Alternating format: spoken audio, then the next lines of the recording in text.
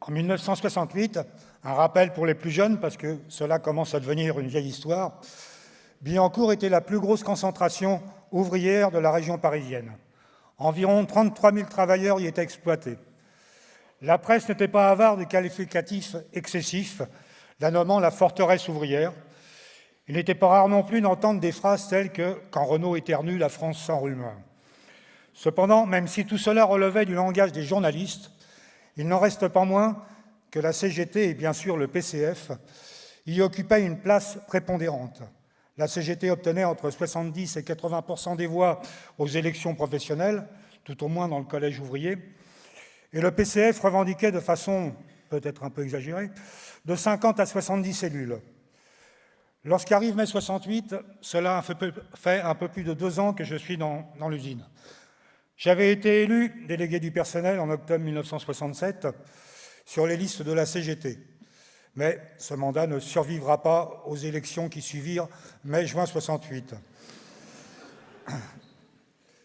Je travaillais comme plus de 5000 autres travailleurs dans l'île Seguin. J'essayais les voitures en sortie de chaîne. Alors comment l'occupation s'est-elle déclenchée? Tout démarre avec la manifestation du 13 mai. Les travailleurs de Billancourt y avaient participé en masse. Plus de 80% étaient en grève. Et un meeting monstre regroupant des milliers de travailleurs s'était tenu dans l'île Seguin. Toute la semaine, l'ambiance était montée, surtout dans les milieux des jeunes ouvriers des départements de professionnels, mais aussi parmi les OS. La grève générale devient envisageable pour les mêmes qui n'y croyaient pas quelques jours auparavant. La poursuite du mouvement étudiant et sa combativité, la répression policière amènent de plus en plus de discussions allant vers cette idée. Pourquoi ne pas faire comme eux? Sud Aviation ne reprend pas le travail après le 13 mai. Le 15 mai, Renault Cléon, le copain l'a dit, est occupé, et puis c'est Renault Flin qui se met en grève. Et les nouvelles vont vite. À Billancourt, c'est le 16 que tout se joue, en début d'après-midi, après l'annonce de l'occupation de Renault Cléon. Des centaines de jeunes étaient rassemblés dans l'usine, à un carrefour connu, et scandaient « Occupation, occupation ». Ilibert, un responsable de la CGT, prend alors la parole, et le moins que l'on puisse dire est que son discours face à la détermination, à leur détermination de ces jeunes, était très temporisateur.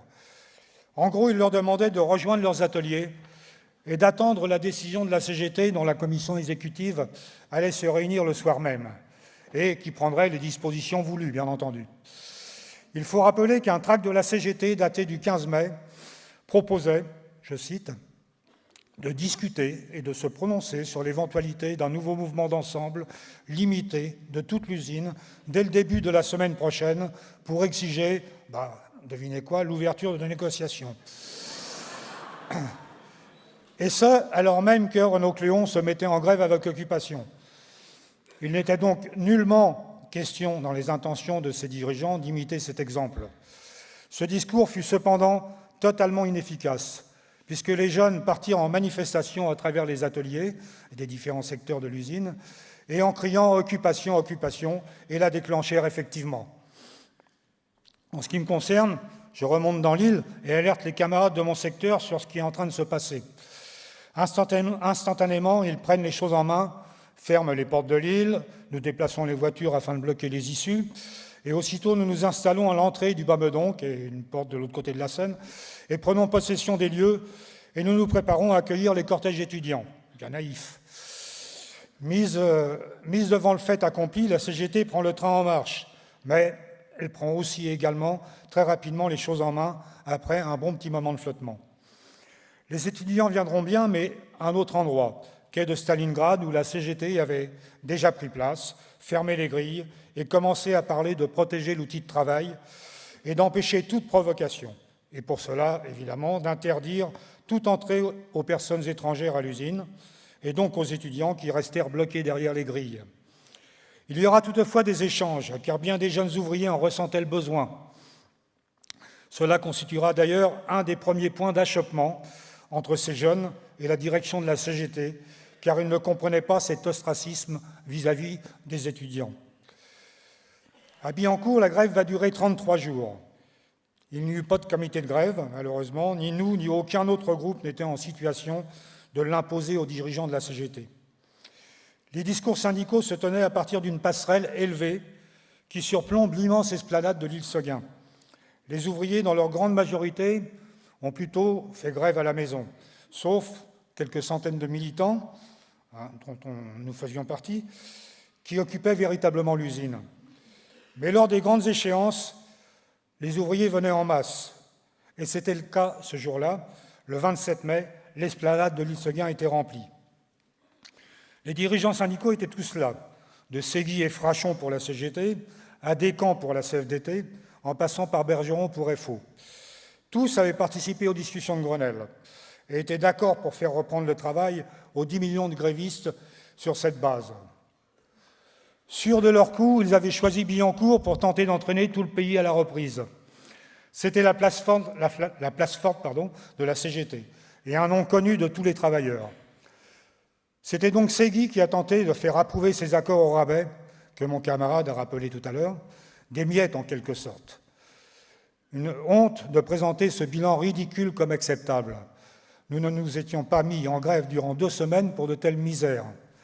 Les oreilles de Ségui ont sifflé durant de longues minutes. Il n'a pas pu continuer son discours car il était couvert par la huée d'une grande partie de l'assistance. Un chahut intense. La reprise du travail était donc repoussée, et Ségui l'a bien compris. Il a tenté alors de renverser la vapeur et a déclaré avec un culot monstre que rien n'était signé et que, puisque telle était la volonté des travailleurs, eh bien, la grève continuait. Plus tard, il affirmera que ce n'est pas lui que les travailleurs avaient sifflé, mais les accords eux-mêmes. Aujourd'hui encore, cette thèse est largement reprise par la CGT, qui repeint l'histoire à sa propre couleur. Alors cet épisode est très connu, mais le meeting qui a mis fin à la grève 3 semaines plus tard, le 17 juin, l'est un peu moins. Entre-temps, la CGT avait poursuivi les discussions avec la direction. Elle était parvenue à obtenir quelques broutilles sur la réduction du temps de travail et sur les libertés syndicales dans l'entreprise. Mais elle avait surtout mis tout son poids militant pour faire cesser la grève, en affirmant, par exemple, que le travail avait repris dans les autres usines. Continuer, ce serait irresponsable. Nous n'allons pas rester seuls en grève. N'écoutez pas les sirènes gauchistes qui veulent vous mener à l'aventure, etc., etc., etc. Vous connaissez le discours. Pardon, excusez-moi. Selon ses dirigeants et ceux du PCF, il fallait que le calme revienne et que les élections législatives se déroulent dans un climat serein. En fait, la CGT brisait le mouvement pour l'échanger contre un bulletin de vote. Le 17 juin, ce n'est plus Ségui qui prend la parole, mais Aimé Albeher, le dirigeant de la CGT Billancourt d'alors. Krasuki était également présent. Albeher s'appuyait sur un vote majoritaire que la CGT avait fini par obtenir à force de pression et de mensonges pour faire reprendre le travail. La prise de parole se fit non pas du haut de la passerelle, comme cela avait été toujours le cas pendant la grève, mais au pied de cette passerelle, au même niveau que les grévistes. Les huées furent bien plus importantes encore que contre Ségui et les accords de Grenelle, et durèrent encore plus longtemps. Des bousculades et même des coups se produisirent. La forte minorité qui était contre la reprise en avait gros sur la patate. On ne s'était pas battu 5 semaines pour obtenir aussi peu, et des noms d'oiseaux fleurirent à l'encontre des dirigeants de la CGT. C'est ainsi que se terminait mai-juin 68 à Billancourt, et si tout à son hypocrisie la CGT affirmait pour se dédouaner que la lutte continuait sous d'autres formes, elle subit un peu les conséquences de sa trahison de la grève aux élections de délégués suivantes, où elle perdut 8% des voix, en grosse partie au profit de la CFDT. Les grèves, il y en eut à Billancourt dans les années qui suivirent, car aucune des revendications essentielles des travailleurs n'était satisfaite. Ces grèves qui allaient exprimer la révolte des ouest des chaînes de montage et des presses, aussi bien à l'usine du Mans qu'à celle de Billancourt, éclatèrent en 1969, en 1971, en 1973 et aussi en 1975. Non, la direction n'avait pas acquis la paix sociale avec la fin de la grève, le mouvement de 68, et avec l'aide de la direction de la CGT. Et la lutte de classe continuait et continue toujours bel et bien.